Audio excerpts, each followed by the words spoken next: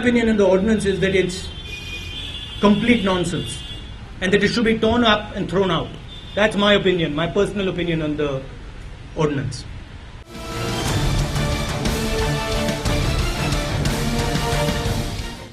तो कांग्रेस पार्टी के उपाध्यक्ष ने भारत के प्रधानमंत्री की पगड़ी उछाल दी है, पगड़ी उछाल दी है। और जब देश में आप ही आपकी पार्टी के प्रधानमंत्री की इज्जत नहीं करोगे तो नवाज शरीफ क्यों करेगा?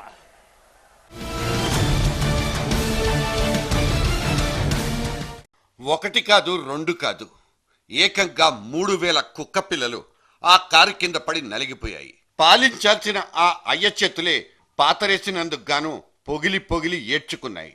అయినా అక్కడ బ్రేకులు మాత్రం పడలేదు. పైగా ఈ కారుకి ఇప్పుడు నేషనల్ పర్మిట్ కూడా.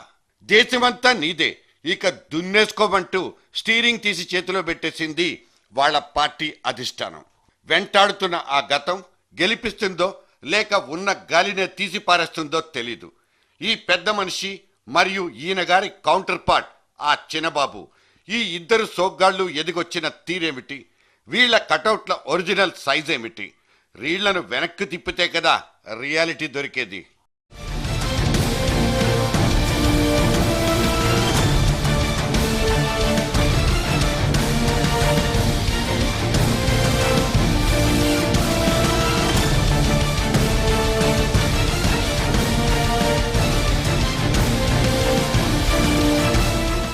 అసలే గుండెలు తీసిన బంటు, అడిషనల్ గా లేక దొరికిన ఈ గోల్డెన్ ఛాన్స్ ఒకటి. ఇంకేముంది, ఈ మాటల మాంత్రికుడు పదును పెంచుకున్నాడు. పంచ్ మీద పంచ్ చేసుకుంటూ దంచి కొట్టేస్తున్నాడు. అల్పసంఖ్యాక వర్గాలనబడే మైనారిటీ మనుషులంటే తన దృష్టిలో కుక్కపిల్లలేనంటూ ఇచ్చిన ఆ ఒక్క స్టేట్మెంట్ చాలు ఈ కారు గేర్లు మార్చుకుందని చెప్పుకోవడానికి. ఎవరేమనుకున్నా సరే నేను పక్కా జాతీయవాదిని, నిజమైన దేశభక్తుడంటూ ఇప్పటికీ భుజాలెగరేస్తున్న ఈ రాజరాజ నరేంద్రుడు మనసు లోపలి పొరల్లో ఉండాల్సిన భక్తి భావం బయటపడితే, ముదిరి పాకన పడితే అది తీవ్రవాదంతోనే సమానం అనడానికి ఒక తిరుగులేని రుజువు. నచ్చని విషయాన్ని వ్యతిరేకించే హక్కు అందరికీ లాగే నాకు ఉంది అంటూ తన పాప పంకిలాన్ని సమర్థించుకుంటున్న ఈ పాలకుడిది బాధ్యతారాహిత్యం అనే కంటే బరితెగింపు అంటేనే అందంగా ఉంటుందేమో.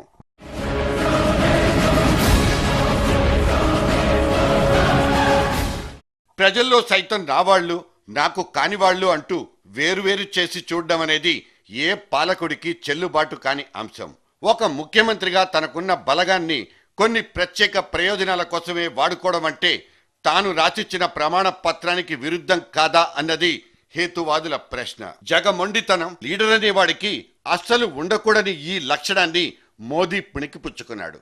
12 ఏళ్ల ముందటి గుజరాత్ కల్లోలం తర్వాత అటల్ వాజ్పేయి అంతటి పెద్ద మనిషే ఈ చిచ్చర పిడుగును మందలించినట్లు చెప్తారు. లక్షల మంది యూదుల్ని పొట్టన పెట్టుకున్న నాజీ నియంతకు ఈ మోనార్క్తో పోలిక పెట్టి చూసే ఒక స్థిరమైన వర్గం ఇప్పటికీ కనిపిస్తుంది. దండయాత్రకు సిద్ధమైపోయిన మోదీ బెటాలియన్ ముందు గెలుచుకు రావాల్సింది ఈ విమర్శకుల మనసుల్ని. ఆ తర్వాతే ఓటు బ్యాంకుల మీద బేషుగ్గా దోపిడీకి పాల్పడవచ్చు. స్పెషల్ ఇన్వెస్టిగేషన్ టీం సుదీర్ఘంగా విచారించి మోదీకి క్లీన్ చిట్ ఇచ్చేసింది. కానీ ఆ మొహం మీదున్న కత్తి ఘాటు మాత్రం అంత సులభంగా మార్చిపోదు. ఎందుకంటే గోద్రా అనంతరం జరిగిన అపర దాష్టికాన్ని ఎవ్వరూ మర్చిపోరు. బీజేపీ వదిలించుకున్న యావత్ ప్రపంచం ఆమోదించిన దృష్టాంతం ఇది. విద్వేషపు మంటల్లో కాలి బూడిదైపోయిన జీవితాలు, నేల రాలిన వేల కొద్దీ మైనారిటీల ప్రాణాలు మోదీ ప్రభుత్వం హ్యాట్రిక్ కొట్టినంత మాత్రాన మరుగున పడిపోయేంత మామూలు విషయాలు కావు. అక్కడ ఎండిన చిక్కటి నెత్తుటి మరకలకు, చెల్లాచెదురైపోయిన బతుకులకు మన సెల్యులాయిడ్ మీద చెరిగిపోని ఒక సజీవ సాక్ష్యం కూడా ఉంది.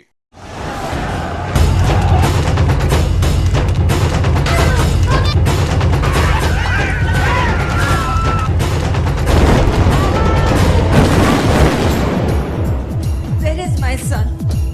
You can't find one child?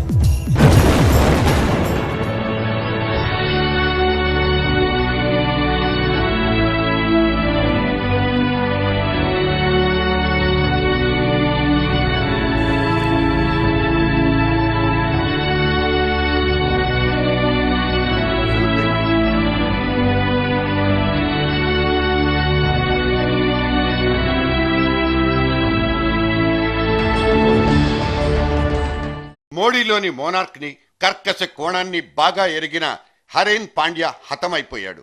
ఆ తర్వాత మోదీని చంపడానికి కుట్ర చేసిందంటూ ఆరోపణలున్న ఇష్రత్ జహాన్ ఎన్కౌంటర్ అయినప్పటి కథానికను కూడా దేశం సావధానంగా వినిపించుకుంది. ఇంత మట్టి చేతులు అంటుకున్న ముఖం మీద గాని మనసు లోపల గాని పశ్చాత్తాప ఛాయలనేవే లేవు.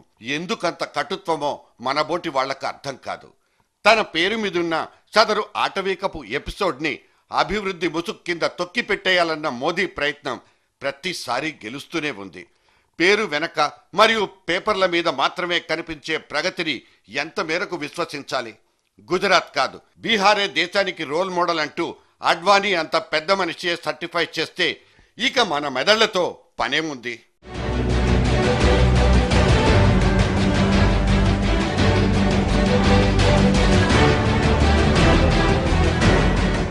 నిన్నటికి నిన్న ఉక్కు మనిషి సర్దార్ పటేల్ విగ్రహ ప్రతిష్టాపనకు ఈ అహ్మదాబాద్ మహారాజుల వారు నడుం కట్టిన అంశాన్నే తీసుకుందాం.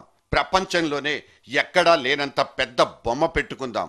ఇందుకు 2000 కోట్లు కావాలి అంటూ ఫండ్ రైజింగ్ ప్రోగ్రామ్ ని మొదలు పెట్టుకున్నారు నరేంద్ర మోదీ. కానీ ఆ పక్కనే పటేల్ చిన్నప్పుడు చదువుకున్న సర్కారీ స్కూల్ ఒకటి అభివృద్ధికి నోచుకోక 25 లక్షలు ఇమ్మంటూ ఆ ఊరు వాళ్ళు అడిగితే లేదు పొమ్మన్నది ఈ సోకాల్డ్ వికాస పురుషుడే. మరి పొరుగురుకొచ్చి పందెం కాస్తున్న ఈ పహిల్వాన్ను విశ్వాసంలోకి తీసుకోవాలా వద్దా? కమల దళమైతే కథన రంగంలోకి దూకేసింది. వాళ్లకు మోదీ తప్పితే మరో మార్గం లేకపోవచ్చు. అందుకే ఇంత గొప్ప ఎక్స్పోజర్. కటౌట్లు చూసి కొన్ని నమ్మేయాల్సిందేనా?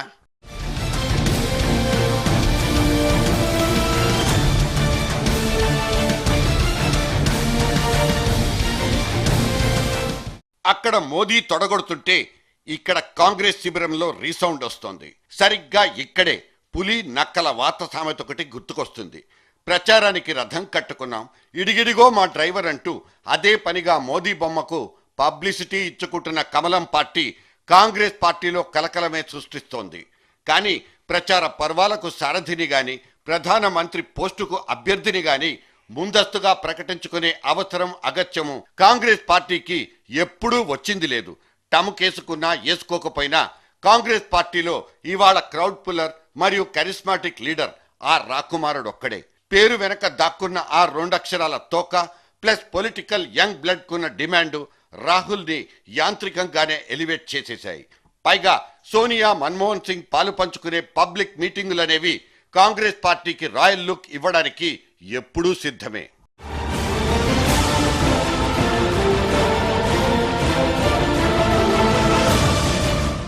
ఇప్పుడు కాదు, ఎప్పటినుంచో గుడిసెల్లో దూరి రొట్టె ముక్కలు చప్పరిస్తూ ఏఐసిసి ఆఫీసుల్లో ప్రైవేట్ క్లాసులంటూ యమా బిజీగా గడిపేస్తున్న రాహుల్ గాంధీ నిజానికి ఒక్కసారైనా పరీక్ష పాస్ అయ్యాడా?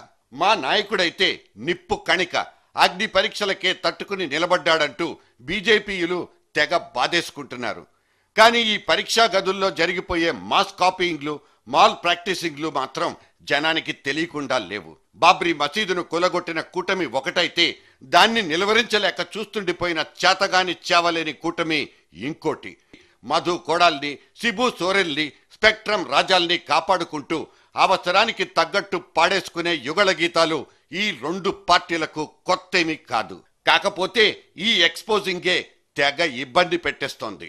ఏజులు, సైజులు, గేజులు అన్నీ మాకు తెలుసు. No cutouts please.